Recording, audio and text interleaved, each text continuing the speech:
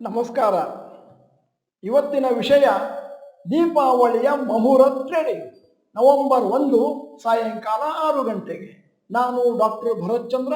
ವಿಡಿಯೋಗಳ ಉದ್ದೇಶ ಕನ್ನಡಿಗರ ಫೈನಾನ್ಷಿಯಲ್ ಎಜುಕೇಶನ್. ಹಿಂದೂ ಕ್ಯಾಲೆಂಡರ್ನಲ್ಲಿ ಲಕ್ಷ್ಮೀ ಪೂಜೆ ಬಹಳ ಪ್ರಶಸ್ತವಾದಂಥ ಒಂದು ದಿನ ಮತ್ತು ಅದನ್ನ ವರ್ಷದ ಮೊದಲ ದಿನ ಅಂತ ಪರಿಗಣನೆ ಮಾಡ್ತಾರೆ. ಆ ದಿನ ನಾವೇನಾದರೂ ಲಕ್ಷ್ಮೀ ಪೂಜೆಯನ್ನು ಮಾಡಿದ್ರೆ ನಮ್ಮ ಮನೆಯಲ್ಲಿ ಸಂಪತ್ತು ತುಂಬಿ ತುಳುಕುತ್ತದೆ ಎನ್ನುವಂಥದ್ದು ಎಲ್ಲರ ಅಭಿಪ್ರಾಯ. ಅಕ್ಷಯ ತೃತೀಯ ದಿನ ಎಲ್ಲರೂ ಕೂಡ ಒಂದಷ್ಟು ಚಿನ್ನವನ್ನು ಖರೀದಿ ಮಾಡ್ತಾರೆ. ಇದು ಬಹಳ ಪ್ರಶಸ್ತವಾದ ದಿನ ಅಂತ. ಅದೇ ರೀತಿ ಮುಹೂರ್ತ ಟ್ರೇಡಿಂಗ್ ಲಕ್ಷ್ಮೀ ಪೂಜೆ ದಿನ ನೀವೇನಾದರೂ ಷೇರುಗಳನ್ನು ತಗೊಂಡ್ರೆ ಅದರಲ್ಲಿ ನೀವು ಜಾಸ್ತಿ ಪ್ರಾಸ್ಪ್ಯಾರಿಟಿಯನ್ನು ಮತ್ತು ಸಂಪತ್ತನ್ನು ಕಂಡುಕೊಳ್ಬೋದು. ಲಕ್ಷ್ಮೀ ಪೂಜೆ ದಿನ ಸಾಮಾನ್ಯವಾಗಿ ಷೇರು ಮಾರುಕಟ್ಟೆಯಲ್ಲಿ ಒಂದಷ್ಟು ಹಣವನ್ನು ಹೂಡುವಂತಹ ಪ್ರತೀತಿ ಬಹಳ ವರ್ಷದಿಂದ ನಡೆದು ಬರ್ತಾ ಇದೆ. ಇದರಿಂದ ಇನ್ವೆಸ್ಟರ್ಸ್ಗೆ, ಹೂಡಿಕೆದಾರರಿಗೆ ಒಂದು ಒಳ್ಳೆಯ ಅದೃಷ್ಟ ಲಭಿಸುತ್ತದೆ ಎನ್ನುವಂಥದ್ದು ಎಲ್ಲರ ವಾದ. ಲಕ್ಷ್ಮೀ ಪೂಜೆಯ ದಿನ ಷೇರು ಮಾರುಕಟ್ಟೆಗೆ ರಜೆ ಇರುತ್ತೆ. ಆದರೆ ಆ ದಿನ ಸಾಯಂಕಾಲ ಅಂದಾಜು 1 ಗಂಟೆ ಹೂಡಿಕೆದಾರರಿಗೆ ಷೇರು ಮಾರುಕಟ್ಟೆಯಲ್ಲಿ ಹಣವನ್ನು ಹೂಡಲಿಕ್ಕೆ ನಮ್ಮ ಎಕ್ಸ್ಚೇಂಜ್ನವರು ಅವಕಾಶವನ್ನು ಕಲ್ಪಿಸಿಕೊಡ್ತಾರೆ. ಅಕಸ್ಮಾತ್ ಏನಾದರೂ ಲಕ್ಷ್ಮೀ ಪೂಜೆ ಶನಿವಾರ ಅಥವಾ ಭಾನುವಾರ ಬಂದರೂ ಕೂಡ 1 ಗಂಟೆ ಸಾಯಂಕಾಲ ಹೊತ್ತು ಟ್ರೇಡಿಂಗಿಗೆ ಅವಕಾಶವನ್ನು ಕಲ್ಪಿಸಿಕೊಡ್ತಾರೆ ಮತ್ತು ಅದನ್ನು ಮುಹೂರ್ತ ಟ್ರೇಡಿಂಗ್ ಅಂತ ಕರೀತಾರೆ. ಬಹಳ ಪ್ರಶಸ್ತವಾದದ್ದು, auspicious moment for stock market investors. ಈ ವರ್ಷ ಮುಹೂರ್ತ ಟ್ರೇಡಿಂಗ್ ನಡೀತಾ ಇದೆ. 1ನೇ ತಾರೀಕು ನವೆಂಬರ್ ಶುಕ್ರವಾರ ಸಾಯಂಕಾಲ 6 ಗಂಟೆಯಿಂದ 7 ಗಂಟೆ. ಬೆಳಿಗ್ಗೆ ಹೊತ್ತು ಆವತ್ತು ಯಾವ ಟ್ರೇಡಿಂಗು ಇರುವುದಿಲ್ಲ. ಈಗ ನಿಮ್ಮ ಮುಂದೆ ಒಂದಷ್ಟು ಅಂಕಿ ಅಂಶಗಳು ನೀಡ್ತಾ ಇದ್ದೇನೆ. ಸೆನ್ಸೆಕ್ಸ್ ಪರ್ಫಾರ್ಮೆನ್ಸ್ ಡ್ಯೂರಿಂಗ್ ಮುಹೂರ್ತ ಟ್ರೇಡಿಂಗ್ ಅಂತಂದ್ರೆ ಆ ದಿನ ಹಣ ಹಾಕಿದವರಿಗೆ ಎಷ್ಟು ಪಾಸಿಟಿವ್ ಆಗಿದೆ.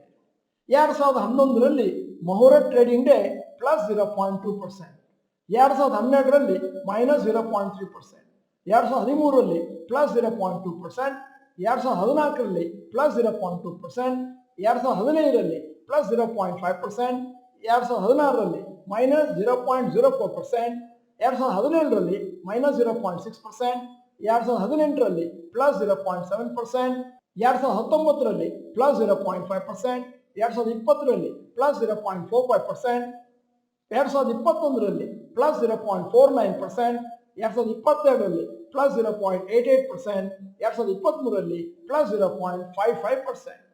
ಆದ್ದರಿಂದ ನೀವು ಸೂಕ್ಷ್ಮವಾಗಿ ಗಮನಿಸಿದ್ರೆ 13 ವರ್ಷದಲ್ಲಿ 3 ವರ್ಷ ಮಾತ್ರ ಸೆನ್ಸೆಕ್ಸ್ ಮುಹೂರ್ತ ಟ್ರೇಡಿಂಗ್ ಡೇ ನೆಗೆಟಿವ್ ಆಗಿ ಕ್ಲೋಸ್ ಆಯಿತು. ಹೆಚ್ಚಿನ ವರ್ಷ ಪಾಸಿಟಿವ್ ಆಗಿ ಕ್ಲೋಸ್ ಆಗಿದೆ. ಮುಹೂರ್ತ ಟ್ರೇಡಿಂಗ್ ಡೇನಲ್ಲಿ ಕೇವಲ 1 ಗಂಟೆ ಟ್ರೇಡಿಂಗ್ ಇರೋದ್ರಿಂದ ಮಾರುಕಟ್ಟೆ ಕೇವಲ marginally positive or marginally negative ಆಗುವಂತ ಚಾನ್ಸಸ್ ಇದೆ. ಷೇರು ಮಾರುಕಟ್ಟೆಯಲ್ಲಿ ಬಹಳ ವರ್ಷಗಳಿಂದ ನಡೆದು ಬರ್ತಾ ಇರುವಂತಹ ಒಂದು ಸಂಸ್ಕೃತಿ, ಆಚಾರ ಏನು ಅಂತಂದ್ರೆ ಮುಹೂರ್ತ ಟ್ರೇಡಿಂಗ್ ದಿನ ಒಂದಷ್ಟು ಹಣವನ್ನು ಎಲ್ಲರೂ ಹಾಕಿಯೇ ಹಾಕ್ತಾರೆ. ನಿಮಗೆಲ್ಲ ತಿಳಿದ ಹಾಗೆ ಮುಹೂರ್ತ ಟ್ರೇಡಿಂಗ್ ದಿನ ಟ್ರೇಡಿಂಗ್ ಇರೋದು ಕೇವಲ 1 ಗಂಟೆ. ಆದ್ದರಿಂದ ಟ್ರೇಡಿಂಗ್ ವಾಲ್ಯೂಮ್ ಹೇಳಿಕೊಳ್ಳುವಷ್ಟು ಇರುವುದಿಲ್ಲ. ಅಷ್ಟೇ ಅಲ್ಲ, ಅವತ್ತು ಹಾಲಿಡೇ ಆದ್ದರಿಂದ ಹೆಚ್ಚಿನ ಇನ್ಸ್ಟಿಟ್ಯೂಷನಲ್ ಇನ್ವೆಸ್ಟರ್ಸ್ ಈ ಪರ್ಟಿಕ್ಯುಲರ್ ಮುಹೂರ್ತ ಟ್ರೇಡಿಂಗ್ ನಲ್ಲಿ ಭಾಗವಹಿಸುವುದಿಲ್ಲ. ಡಾಕ್ಟರ್ ಭರತ್ ಚಂದ್ರ ಗ್ರಾಜ್ಯುಯೇಟ್ಸ್ ಮತ್ತು ನಮ್ಮ ಚಾನೆಲ್ ಮೆಂಬರ್ಸ್ಗೆ ನಮ್ಮ ಸಲಹೆ ಹೀಗಿದೆ: ಮುಹೂರ್ತ ಟ್ರೇಡಿಂಗ್ ದಿನ ನೀವು ದೀರ್ಘಾವಧಿಗೆ ಕೊಳ್ಳುವ ಷೇರುಗಳನ್ನು ಕೊಳ್ಳಿ. ಯಾಕಂದ್ರೆ ಅದು ಪ್ರಶಸ್ತವಾದ ದಿನ. ಅದರಿಂದ ನಿಮ್ಮ ಸಂಪತ್ತು ಗ್ಯಾರಂಟಿಯಾಗಿ ಅಭಿವೃದ್ಧಿ ಆಗುವಂತ ಚಾನ್ಸಸ್ ಇದೆ. ಮುಹೂರ್ತ ಟ್ರೇಡಿಂಗ್ ದಿನ ಒಂದಷ್ಟು ಹಣವನ್ನು ದೀರ್ಘಾವಧಿಯ ಷೇರುಗಳಿಗೆ ನೀವು ವಿನಿಯೋಗಿಸಿ ಅಂತ ಹೇಳಬೇಕಾದ್ರೆ ಜನ ಮತ್ತೆ ಪ್ರಶ್ನೆ ಕೇಳ್ತಾರೆ, ಯಾವ ಷೇರುಗಳಿಗೆ ಹಣವನ್ನು ಹಾಕಬೇಕು? ಅದರ ಬಗ್ಗೆ ಚಿಂತಿಸುವ ಅಗತ್ಯ ಇಲ್ಲ. ದೀರ್ಘಾವಧಿಗೆ ನೀವು ಈಗಾಗಲೇ ನಿಮ್ಮ ಪೋರ್ಟ್ಫೋಲಿಯೋದಲ್ಲಿ ಏನೇನು ಷೇರುಗಳನ್ನು ಕೊಂಡಿದ್ದೀರೋ ಅವುಗಳನ್ನು ಮತ್ತೊಮ್ಮೆ ಕೊಂಡು ಅವಕ್ಕೆ ಪುನಃ ಸೇರಿಸಿಕೊಳ್ಳಬಹುದು.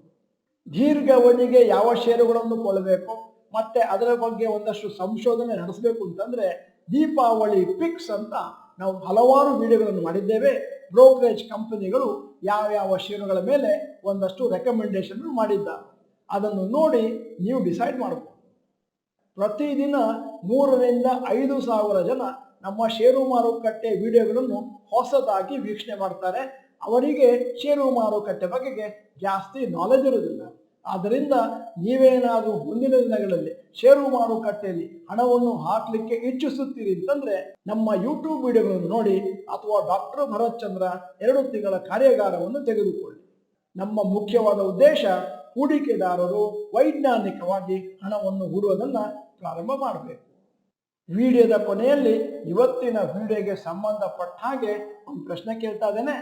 ಈ ಮಹೋರ ಟ್ರೇಡಿಂಗ್ ದಿನ ನೀವೇನಾದರೂ ಷೇರುಗಳನ್ನು ಕೊಳ್ಳಿಕ್ಕೆ ಮನಸ್ಸು ಮಾಡಿದ್ದೀರಾ? ಎಸ್ ಅಥವಾ ನೋ ಅಂತ ಟೈಪ್ ಮಾಡಿ.